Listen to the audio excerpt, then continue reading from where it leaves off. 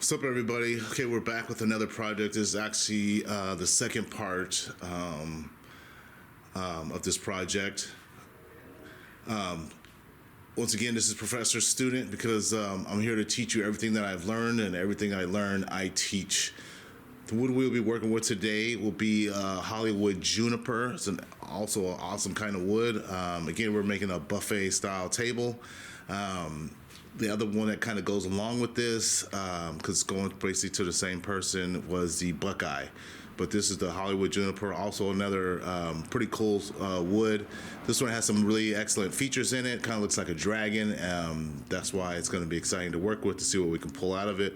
The rest of our format will pretty much be followed the same as our one that's similar to this. Again, we'll be just using a natural stain on it. You'll see me do that a lot. I like the way this stuff looks just naturally. I don't really like to add either a darker stain or a lighter stain. I just kind of just go with the natural oil and stuff like that. Same resin though, because the tables will kind of match each other as far as that aspect, not in the wood. Of course, they're two different colorish woods. Anyways, this one's a smoky white resin, metal frame like always. It's going to have two shelves. Like I said, it's going to match the other one. Dimensions are also the same as the Buckeye table, 36, 18, 72. That's 36 total height, 18 inches wide, 72 in the length. I explained earlier on the other one why how I'm going to try and get close to this 36. It'll probably be a little bit over 36. But I did cut my frame down to about 35, and then the top of the wood is going to vary, of course, in the size and the thickness. The thickness is going to vary, but still, the top shelf again, once we'll have one brace. The bottom two shelves here will have two braces each, equally spaced. That's pretty much it in a nutshell. We should be able to knock this sucker out just like the first one. This is a buffet side, table, depending on what they're going to do with it. But like I said before, I think by the dimensions, it's probably going to be more of a buffet style table. All right, let's get started.